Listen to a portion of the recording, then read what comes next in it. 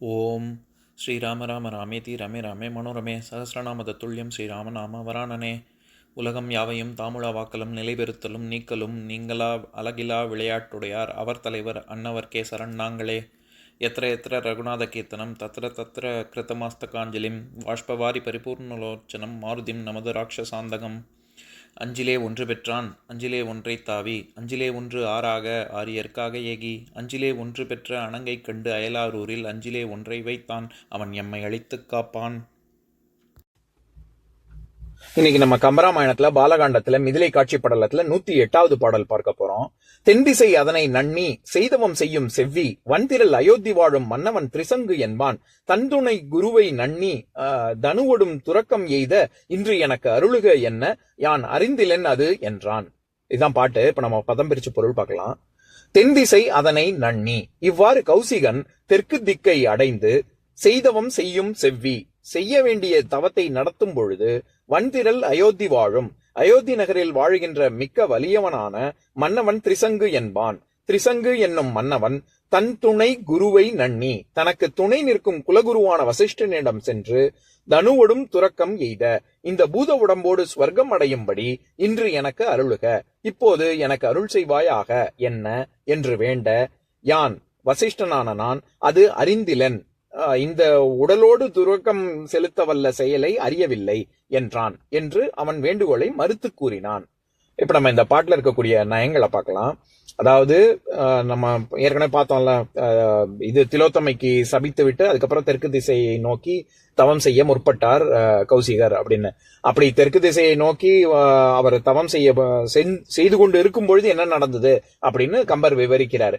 அதாவது அயோத்தியில் வாழக்கூடிய மன்னனான திரிசங்கு அவங்க குலகுருவான வசிஷ்டரிடம் சென்று எனக்கு இந்த உடம்போடையே நான் சொர்க்கம் போய் சேரணும், அதுக்கு நீங்க தான் அருள் புரியணும், வழி சொல்லணும் அப்படின்னு கேட்கும் பொழுது அப்படிலாம் முடியாது, இந்த உடம்போடையே போறதுக்குலாம் எனக்கு வழி தெரியல, யான் அறிந்திலேன்னு அது அப்படின்னு சொல்லி அவர் வசிஷ்டர் மறுத்து விடுகிறார் அப்படின்னு சொல்றாரு. இதுல நம்ம திரிசங்கு யாரு அவன் அப்படிங்கறத பத்தி நம்ம பார்க்கலாம். இவன் திரிசங்குன்னு அவர் அது உண்மையான பேர் இல்ல, அது அவருடைய இயற்பெயர் சத்யவிரதன் அப்படின்னு. இந்த சத்யவிரதனுடைய அப்பா திரையாரோணன் அப்படின்னு. சத்யவிரதனோட பிள்ளைதான் ஹரிச்சந்திரன். இவங்க எல்லாருமே சூரிய வம்சத்தை சேர்ந்தவங்க தான், ராமருடைய மூதாதையர்கள் தான். அந்த கதையை தான் இப்ப இங்க நம்ம பாக்குறோம். இவர்கள் எல்லோருக்குமே குலகுருவாக வசிஷ்டர் இருக்கிறார். அப்படின்னா அவர் எவ்வளவு காலம் உயிரோட இருக்காரு அப்படிங்கறத பத்தி பாத்துக்கங்க. இதுல திரிசங்குனி ஏன் பேரு, அவருடைய இயற்பெயரு அது இல்லைன்னு பார்த்தோம்ல. த்ரீணி அப்படின்னாலே மூன்றுன்னு அர்த்தம் சமஸ்கிருதத்துல. சங்கு அப்படின்னா அது மரத்தண்டை குறிக்கும். அதாவது நம்ம திரிசங்கு சொர்க்கம் அப்படின்னு சொல்லக்கூடியது வானத்துல நம்ம நட்சத்திர மண்டலங்கள் பார்த்தாலே அது 3 தண்டுகள் இருக்கிற மாதிரி தான், அந்த வடிவத்துலதான் இருக்கும். அது 3 குற்றங்களை குறிச்சு இருக்கு. ஒவ்வொரு அந்த திரிசங்குங்கிறவன் 3 மகாபாதகங்களை செய்தான். முதல் விஷயம் என்னன்னா, தன்னுடைய தந்தையான திரையாருணனுடைய சொல்லையும் கேட்காம இது ஒரு அந்தணனுடைய கண்ணிய ராட்சச மனம், அதாவது கவர்ந்து சென்று மனம் முடித்தான். அந்த வேலையை பார்த்தான், அது ஒரு தப்பு. அடுத்தது இன்னொரு குற்றம், தன்னுடைய குலகுருவான வசிஷ்டனுடைய பசுவை கொன்றான். மூன்றாவது நீதி தெளித்து புனிதமாக்கப்படாத ஊனை உண்டான். இந்த 3 குற்றங்கள் செய்ததுனாலதான் அவனுக்கு திரிசங்குன்னே பேரு.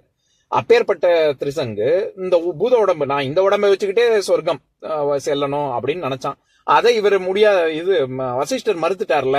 இப்போ இதை எதுக்கு இந்த இடத்துல கம்பர் ரெண்டையும் இணைக்கிறாரு அப்படின்னா, தென் திசையை நோக்கி தவம் செய்யக்கூடிய விஸ்வாமித்திரர் எதுக்காக இவ்வளவு தவம் எல்லாம் செய்யறாரு அப்படின்னா, வசிஷ்டர் கிட்ட இருந்து நம்ம வசிஷ்டரை விட இன்னும் நம்ம வலிமையானவனா ஆகணும் அப்படிங்கறதுனால தானே. அதனாலதான் வசிஷ்டர் வாயால் பிரம்ம ரிஷி அப்படிங்கிற வசனமே வந்தது. அவர் தான் சொல்லணும் என்னைய பிரம்ம ரிஷின்னு அப்படின்னு. அப்போ அவரே என்னால முடியாது அப்படின்னு ஒரு மறுத்த காரியத்தை நான் செஞ்சு காமிச்சேன்னா எனக்கு பெருமை தானே அப்படின்னு சொல்லி அவருடைய அகங்காரத்தின் காரணமாக இப்ப தன்னுடைய தவ பயணம் எல்லாத்தையும் அந்த இது செலவழிச்சு திரிசங்குவை சொர்க்கத்துக்கு அனுப்பும் வழியில் இப்ப ஈடுபட போகிறார் விஸ்வாமித்திரர். அதனாலதான் இந்த இடத்துல சொல்றாரு, இந்த தெற்கு திசையை நோக்கி செய்யக்கூடிய தவமும் இப்ப வீணாக போகுது அப்படிங்கிறது இனி வரும் பாடல்கள்ல நமக்கு புரிய வரும். இப்ப நான் பாட்டை இன்னொரு தடவை படிக்கிறேன், கேளுங்க. தென்திசை அதனை நன்னி செய்தவம் செய்யும் செவ்வி வன்திரல் அயோத்தி வாழும் மன்னவன் திரிசங்கு என்பான் தன்துணை குருவை நன்னி தனுவொடும் துறக்கம் எய்த இன்று எனக்கு அருளுக என்ன யான் அறிந்திலன் அது என்றான். இன்னொரு நாள் இன்னொரு பாட்டு பார்க்கலாம். ஓம் शान्ताकारं भुजगशयनं पद्मनाभं सुरेशं विश्वाधारं गगनसदृशं मेघवर्णं शुभाङ्गं लक्ष्मीकान्तं कमलनयनं योगिहृद्यानगम्यं वन्दे विष्णुं भवभयहरं सर्वलोकैकनाथम्. உம்பரோடு இம்பர்காரும் உலகம் ஓர் ஏழும் ஏழும் எம்பெருமான் என்று ஏத்தி இறைஞ்சி நின்று ஏவல் செய்ய தம்பியரோடும் தானும் தருமமும் தரணி காத்தான் அம்பரத்து அனந்தர் நீங்கி அயோத்தியில் வந்த வள்ளல். ஓம் பூர்ணமதः பூர்ணமிதம் பூர்ணாத் பூர்ணமுதஸ்யதே பூர்ணஸ்ய பூர்ணமாதாய பூர்ணமேவாவசிஷ்யதே. ஓம் சாந்தி சாந்தி சாந்திஹி.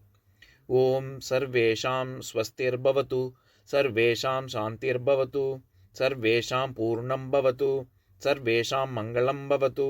ஓம் சாந்தி சாந்தி சாந்திஹி.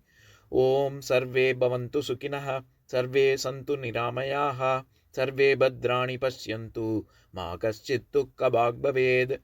ஓம் சாந்தி சாந்தி சாந்திஹி.